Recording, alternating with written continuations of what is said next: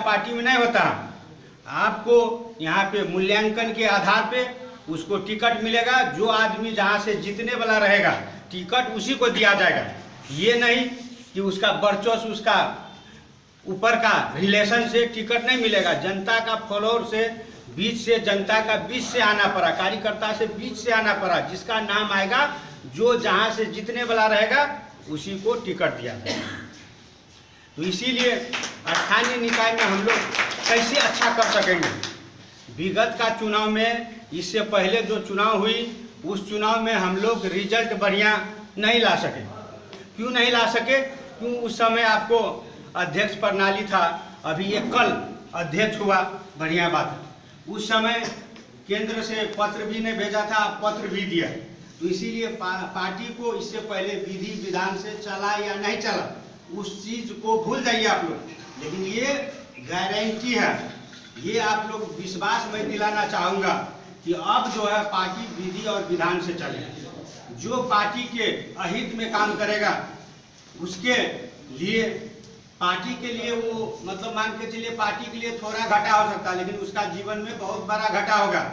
क्योंकि मान के चलिए वो अभी आज के डेट में, अब जैसे वो पार्टी के लिए गतिविधि के विपरीत काम करेगा तो पार्टी उसको कार्रवाई भी करेगा।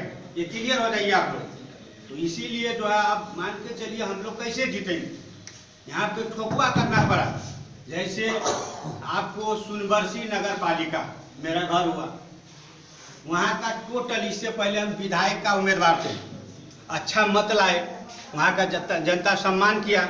संजोग देखिए प्रदेश में जितना भी आदमी उम्मीदवार था सबसे ज़्यादा मत लाए इस पार्टी से। उस समय राजपा था। तो इसीलिए वहाँ का सुनबरसी का टोटल जनता का कथन ये हुआ कि आप इस बार मेयर में लड़िए, वहाँ से जीतिए, पार्टी के लिए कुछ कर दीजिए तो अच्छा रहेगा। तो मान के चलिए हम ये सोचेंगे कि हम केंद्र का नेता हैं तो हम नहीं लड़ेंगे, वैसा नहीं। जनता जो जहाँ से जो कहता है वो काम कीजिए।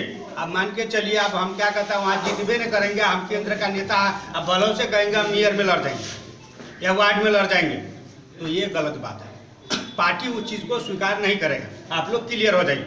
जैसे इससे पहले बात आया कि केंद्र का नेता कहता हम वार्ड में लड़ेंगे, अगर वो जीतने वाला है भाई, अगर लगता है कि वो जीत जाएगा तो उसको कम से कम सपोर्ट कीजिए आप लोग, मेरा आग्रह। जब वो जीतबे नहीं करेगा तो कम से कम केंद्र का नेता वार्ड में हार जाए तो पार्टी के लिए इससे बड़ा बेइज्जती क्या हो सकता है।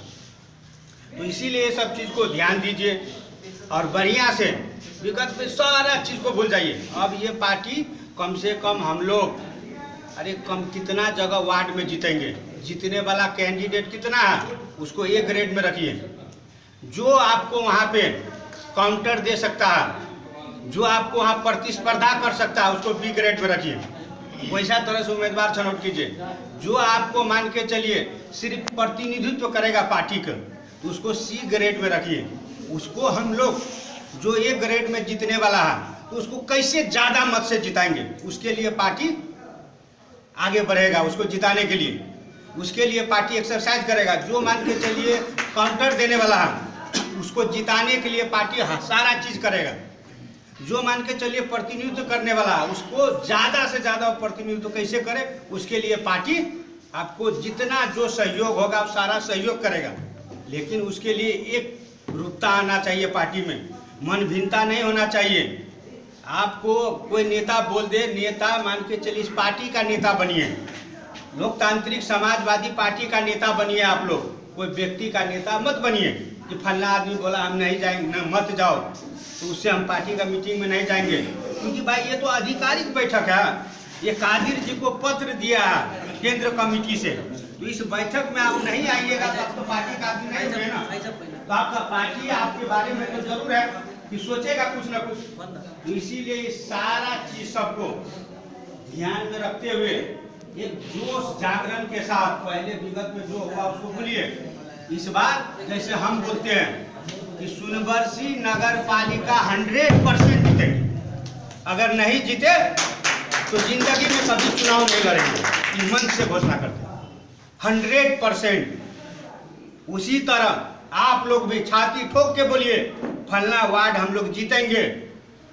उसी आधार पे हम लोग वहाँ पार्टी के बारे में वहाँ पे रिपोर्टिंग करेंगे, सारा चीज़ करेंगे। उसी हिसाब से वहाँ पे सहयोग किया जाएगा। और रहा बात आप लोग जो भी जैसा बात रखें वो सारा बात हम रखेंगे। मेरा जो जिम्मेवारी दिया हम कल ले या आज शाम में फ़ोन करके सारा बात कहेगा लिखित, तो प्रतिवेदन तैयार करेंगे लिखित।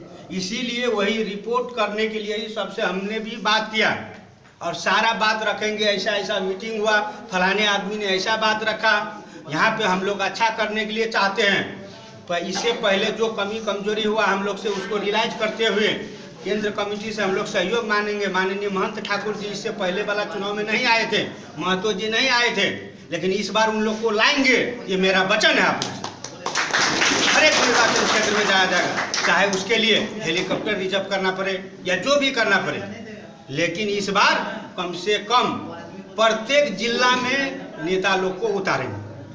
और जिला अपना जगह में है, लेकिन मोरंग में निश्चित उनको आना पड़ेगा मोरंग चुनाव के समय। तो इसीलिए आप लोग मनोबल मत घटाइए। जो साथी भाई हमेशा ऐसे रहता, अरे भाई घर में तो घर वाला से घर वाली नाखुश रहती है, कुछ न कुछ कारण से घर वाली से भी टोना मोना। 4 गो भाई है तो भैयारी में झगड़ा, बेटा बाप में पटरी नहीं खाता, पोता दादा से परेशान, दादा पोता से परेशान। तो ऐसा दुनिया का रीत है। ये तो पार्टी है, बहुत आदमी है पार्टी में, थोड़ा बहुत तीता मीठा होगा, थोड़ा बहुत नोक झोंक होगा, उस चीज़ को भूल जाइए आप लोग।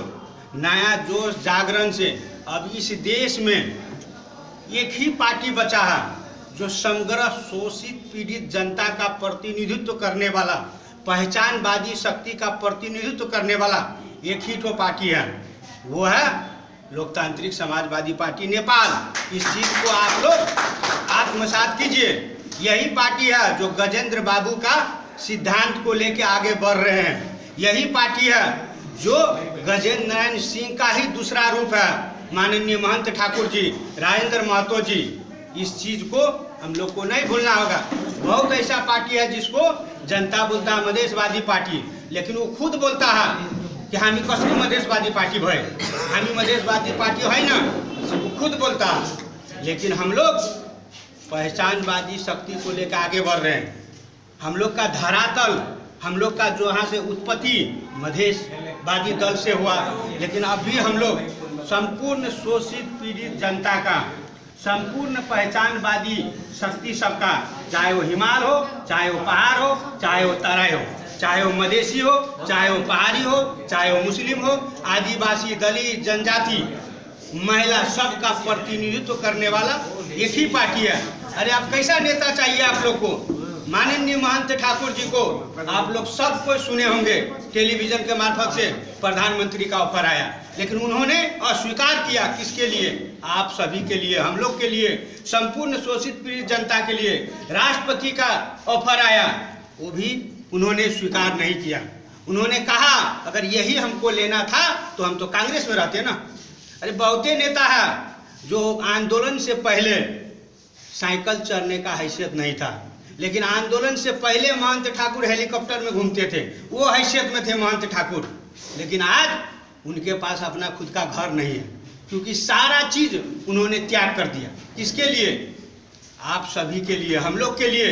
अब वैसा पार्टी को भी अगर जनता महत्व नहीं दे तो हमको लगता है कि ये गद्दारी होगा।